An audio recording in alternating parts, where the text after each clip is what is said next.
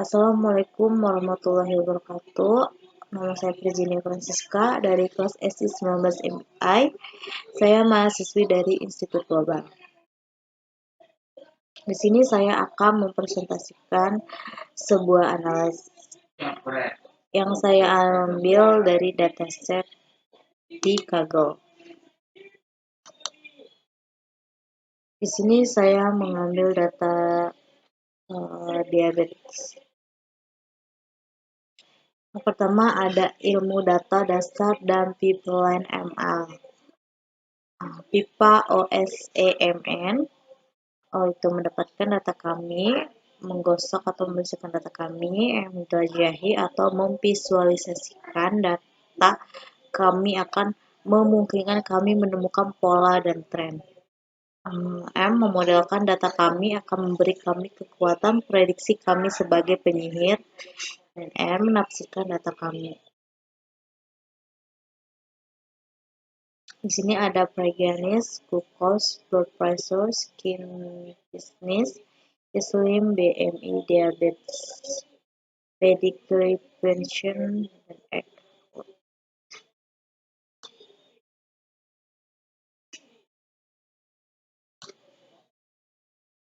EDA dasar dan analisis statistik. Data frame describe menghasilkan statistik deskriptif yang merangkum tendensial sentral, dispersi, dan bentuk distribusi kumpulan data. Tidak termasuk nilai NaN. Metode ini memberitahu kita banyak hal tentang kumpulan data. Satu hal penting adalah bahwa metode description hanya berurusan dengan nilai numerik. Itu tidak berfungsi dengan nilai kategoris apapun. Jadi, jika nilai kategorikal dalam kolom, metode deskripsi akan mengabaikannya dan menampilkan ringkasan untuk kolom lain, kecuali parameter include. Sekarang mari kita pahami statistik yang dihasilkan oleh metode description. Count memberi kita jumlah baris non-kosong dalam sebuah fitur. Min memberitahu kita nilai rata-rata dari fitur itu. STD memberitahu kami nilai deviasi standar dari fitur itu. Mean memberitahu kami nilai minimum fitur itu. 25%, 50%, dan 75% adalah persentil atau kuartil dari setiap fitur. Informasi kuartil ini membantu kami mendeteksi pencilan. Max memberitahu kami nilai maksimum fitur itu.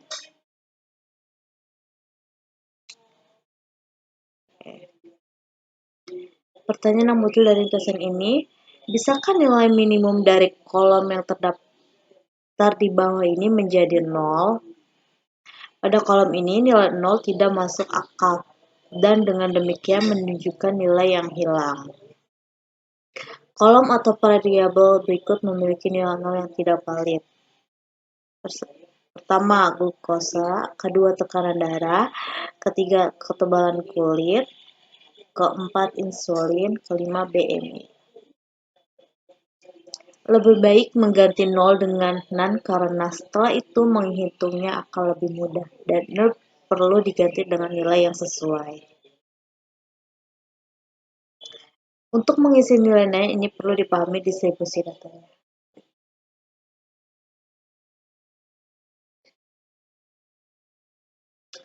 Ini bertujuan untuk memasukkan nilai NaN untuk kolom sesuai dengan distribusinya. Dan ini merencanakan setelah penghapusan NaN.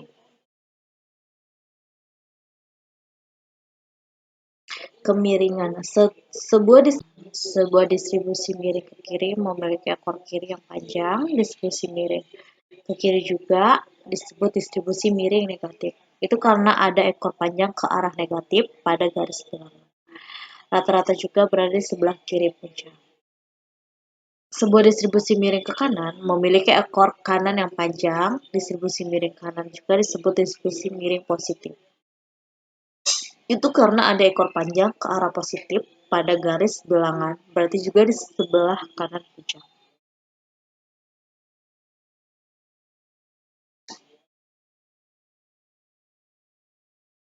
Grafik di atas menunjukkan bahwa data bias terhadap titik data yang memiliki nilai hasil 0, yang berarti sebenarnya diabetes tidak ada.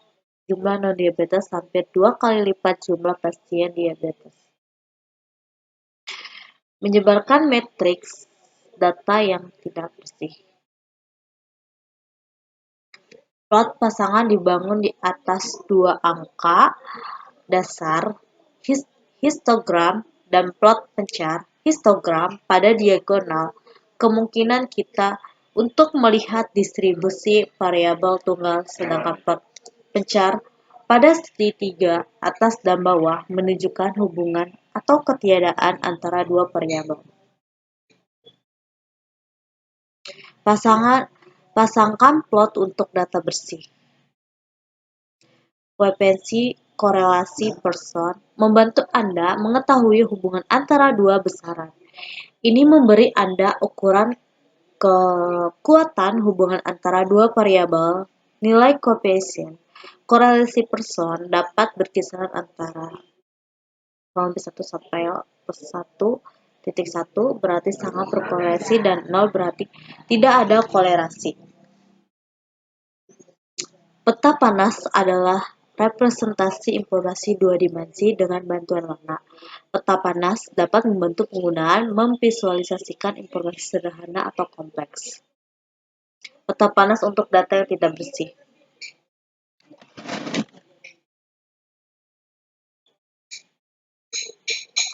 Peta panas untuk data bersih.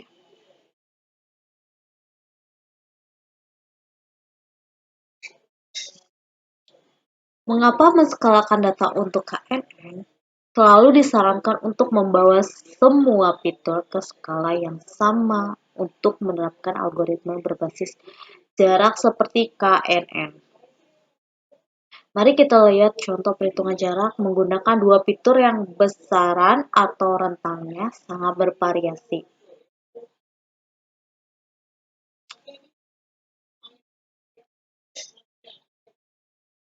Jarak Euclidean 1000 8000. Kita dapat membayangkan bagaimana fitur dengan jangkauan yang lebih besar dengan membayangi atau mengurangi fitur yang lebih kecil sepenuhnya, dan ini akan berdampak pada kinerja semua model berbasis jarak karena akan memberikan bobot yang lebih tinggi pada variabel yang memiliki magnitud lebih tinggi. Metode tes trans, split, dan cross validation memiliki titik data yang tidak diketahui untuk menguji data daripada menguji dengan titik yang sama dengan model yang dilatih untuk membantu menangkap kinerja model jauh lebih baik. Validasi silang. Ketika model dipecah menjadi pelatihan dan pengujian, ada kemungkinan bahwa jenis titik data tertentu dapat sepenuhnya masuk ke dalam bagian pelatihan atau pengujian. Ini akan menyebabkan model berkinerja buruk. Oleh karena itu, masalah overfitting dan underfitting dapat dihindari dengan baik dengan teknik validasi silang.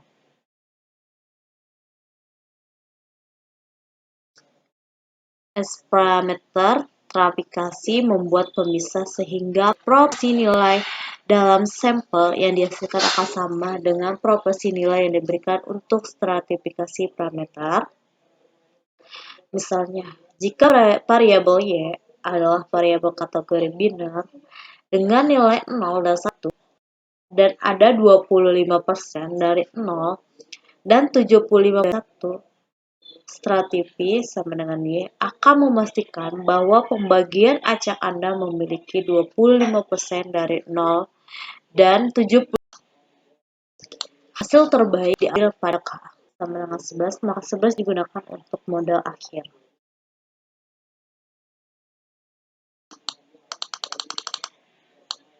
Analisis kinerja model.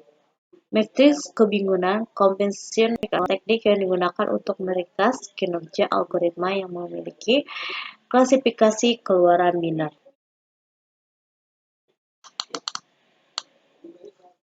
terkenal.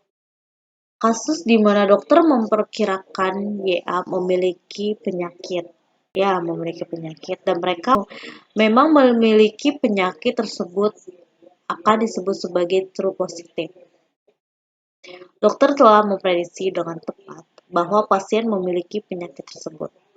Kasus di mana dokter memperkirakan tidak, mereka tidak memiliki penyakit dan mereka tidak memiliki penyakit akan disebut sebagai true negative.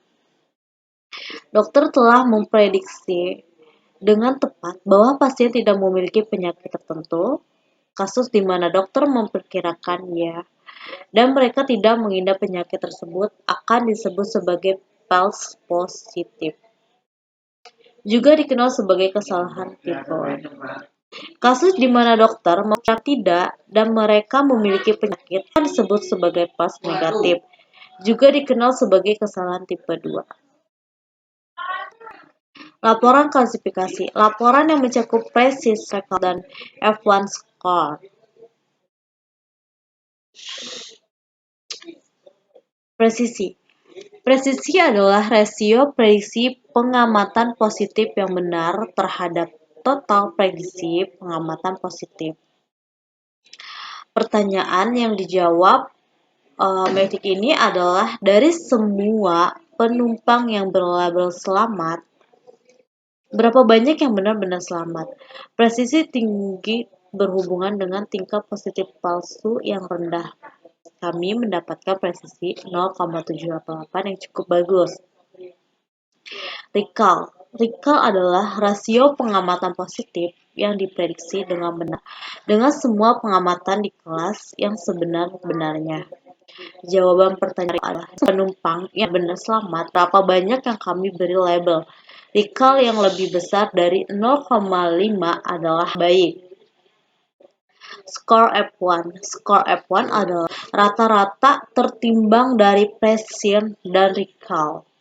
Oleh karena itu, skor ini memperhitung palsu dan negatif palsu secara intuitif, tidak semudah memahami akurasi, tetapi F1 biasanya lebih berguna daripada akurasi, terutama jika Anda memiliki diskusi kelas tidak merata.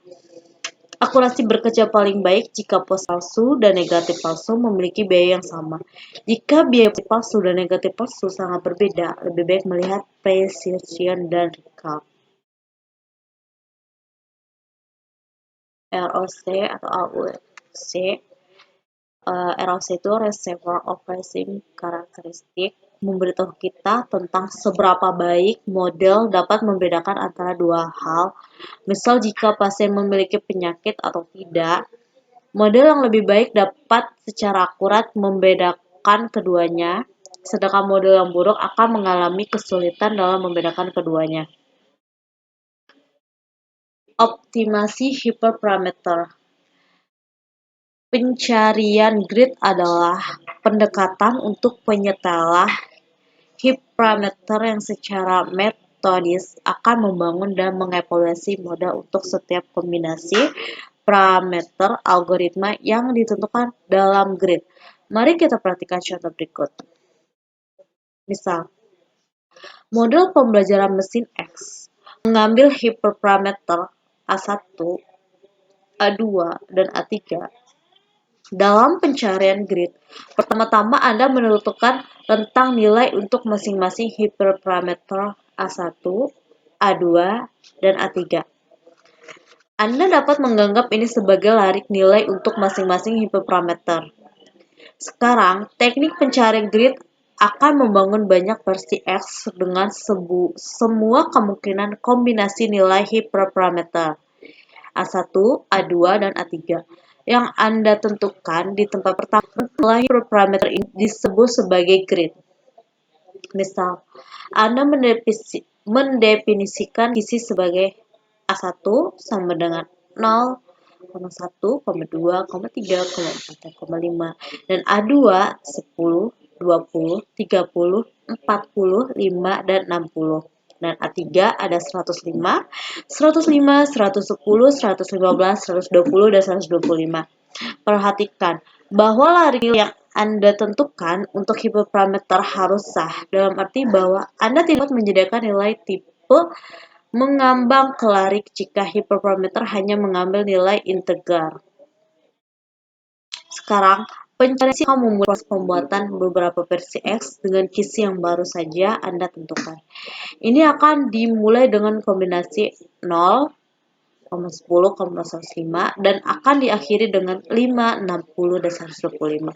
Ini akan melalui semua kombinasi perantara antara keduanya yang membuat pencairan ini secara komputasi sangat mahal. Mungkin itu saja yang bisa saya sampaikan. Kurang lebihnya mohon maaf. Wassalamualaikum warahmatullahi wabarakatuh.